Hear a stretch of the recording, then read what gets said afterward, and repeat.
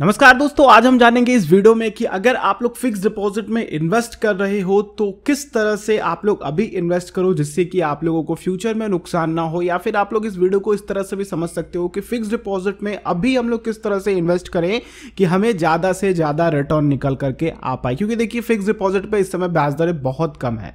ठीक है, अगर आप लोग पिछले 4 से 5 साल को कंपेयर करते हो जहाँ पे हमें 8-8% की ब्याज दरें मिलती थी, अगर आप लोग और पीछे चले जाते हो तो फिक्स डिपॉजिट से 12% तक की ब्याज दरें आप लोगों को सालाना दी हैं, शॉर्ट टर्म एफडीज पे भी, लॉन्ग टर्म की एफडीज पे भी।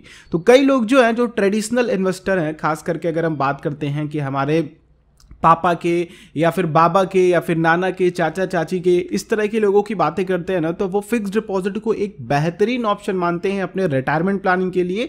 साथ ही अगर उनके शॉर्ट टर्म्स के भी कुछ गोल हैं, जैसे कि वो चाहते हैं कि पैसा उनका डबल हो जाए, तो उनको केवल डबल दिखता है लेकिन ये नहीं दिखता है कि टेनर कितना है। तो इसी को लेकर के हम लोग बात करने वाले हैं कि आप लोग क्या गलतियां करने से बच सकते हो और किस तरह से आप लोग फिक्स डिपॉजिट में इन्वेस्ट करके बेहतर रिटर्न निकाल सकते हो। तो मैं इस तरह की वीडियोस लेकर के आता रहता हूं। अगर आप लोगों का इंटरेस्ट है इस तरह की वीडियोस देखने के लिए तो चैनल को जरूर सब्सक्राइब कीजिएगा और बेल आइकन को क्लिक करेंगे तो आप लोगों तक नोटिफिकेशन आ सकेंगे। और ये वीडियो अच्छी लगेगी तब लाइक कीजिएगा, नहीं अच्छी लगेगी तो डिसलाइक आप लोग कर सकते हैं। सबसे पहली चीज दोस्तों कि अगर आप लोग फिक्स डिपॉजिट करा रहे हैं तो फिक्स डिपॉजिट को अगर आप लोग लॉन्ग टर्म के लिए कराते हैं और वो भी 10 साल के लिए या फिर 5 साल के लिए, तो आप लोगों को एक बड़ा नुकसान हो सकता है। क्यों?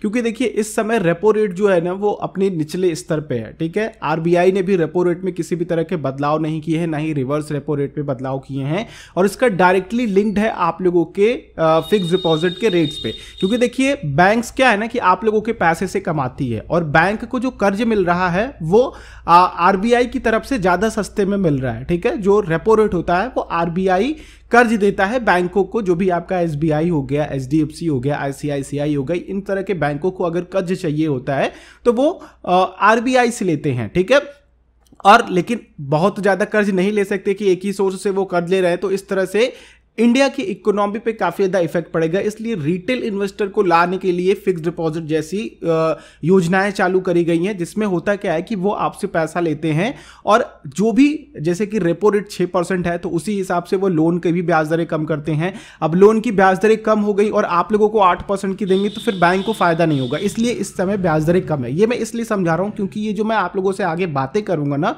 वो इससे डायरेक्टली रिलेट करती हैं।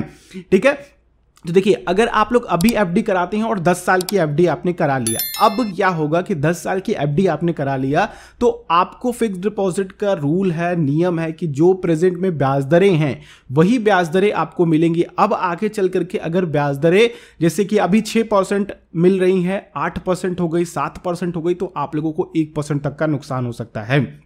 ठीक है, या फिर 2% का, 3% का, जिस भी तरह का आपका टेनर होगा उसके अकॉर्डिंग ब्याज दरें बदलती रहती हैं। तो ये ध्यान करके करिएगा कि अगर आप लोग एफडी करा रहे हैं तो इसका सोल्यूशन यही है कि आप लोग शॉर्ट टर्म की एफडीज कराएं, जैसे कि 1 साल हो गया, 2 साल की एफडी हो गई। इस तरह के ऑप्शंस को आप लोग जरूर देखें अगर आप लोग फिक्स डिपॉजिट में इन्वेस्ट करना चाहते हैं। तो दूसरी चीज मैं आपको बताना चाहूंगा कि अगर आप लोग फिक्स डिपॉजिट में इन्वेस्ट कर रहे हैं तो कुछ टेनर्स को ध्यान में रखिए। टेनर क्या होते हैं, जैसे कि कई बैंक्स क्या होता है ना कि आपको 111 दिन, 123 दिन, 222 दिन, इस तरह की जो टेनर्स होते हैं इन पे थोड़ी एक्स्ट्रा ब्याज दरें देते हैं। ठीक है, जैसे कि आप मान लीजिए कि 111 दिन में आपको कोई बैंक 5% का ब्याज दे रहा है, वहीं पे आपको 1 साल में वही ब्याज दरें 5.1% है या फिर 4.9% है, 4.5% है, तो आपको 111 दिनों वाले में ज्यादा फायदा है। ठीक है, तो आप लोगों को 111 दिनों वाली एफडी के साथ जाना चाहिए। तो इस तरह के टेनर को भी देखें कि फिक्स डिपॉजिट में आपका जो भी बैंक ऑफर कर रहा है वो कितने टेनर में क्या क्या ऑफर कर रहा है, किस तरह के रेट्स आप लोगों के लिए ऑफर कर रहा है। और नेक्स्ट चीज कि अगर आप लोग लॉन्ग टर्म के लिए जाना भी चाहते हैं, शॉर्ट टर्म में अगर आप लोग नहीं जाते हैं, तो इसका भी एक सोल्यूशन है मेरे पास आप लोगों के लिए कि आप लोग फ्लोटिंग रेट को चूज करें। फ्लोटिंग रेट क्या होता है, जैसे कि अभी जो ब्याज दरें हैं, ब्याज दरें जैसे कि 6% आपको एसबीआई दे रहा है 5 साल की एफडी पे, वहीं पे अगर 10 10 साल बाद या फिर 3 साल बाद कुछ चीजें, 5 साल की आपने एफडी खुलवा ली, 6% की ब्याज दर आपको मिल रहा है। अब अभी क्या है कि 6% है, आने वाले 6 महीने बाद वो 7% हो गया। तो फ्लोटिंग रेट में क्या होगा कि आपका 6% की जो ब्याज दरें हैं वो 7% पे आप लोगों के कैलकुलेट होने लगेंगे, ठीक है। वहीं पे इसका थोड़ा सा नुकसान भी है कि फ्लोटिंग रेट में अगर 6% से ब्याज दरें और कम हो गई तो आपको ब्याज दरें जो हैं वो उसी हिसाब से मिलेंगी। जैसे कि 6% है तो अब 5.5% पे आप लोगों का ब्याज कैलकुलेट होगा, ठीक है।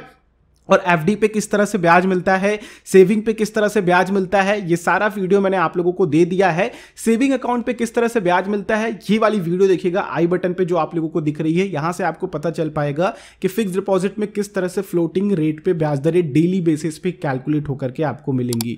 तो ये कुछ 3 तरीके हैं जो मैंने आपको बताया कि इस समय जहां पे पैंडेमिक की वजह से और आरबीआई की कुछ मॉनेटरी पॉलिसीज की वजह से बैंकों की ब्याज दरें काफी कम है फिक्स डिपॉजिट्स की या फिर रिकरिंग डिपॉजिट्स की, या फिर जो भी बैंक्स आप लोगों को ऑफर कर रहे हैं, यहां तक कि पोस्ट ऑफिस में भी बात करते हैं तो पोस्ट ऑफिस में भी ब्याज दरें अपने निचले स्तरों पे हैं, चाहे वो पीपीएफ को ले लें आप, या फिर सुकन्या योजना को ले लें, या फिर एनएससी को ले लें, या फिर किसान विकास पत्र को ले लें, और जो भी योजनाएं हैं जो आपके पोस्ट ऑफिस में हैं सभी में कम है।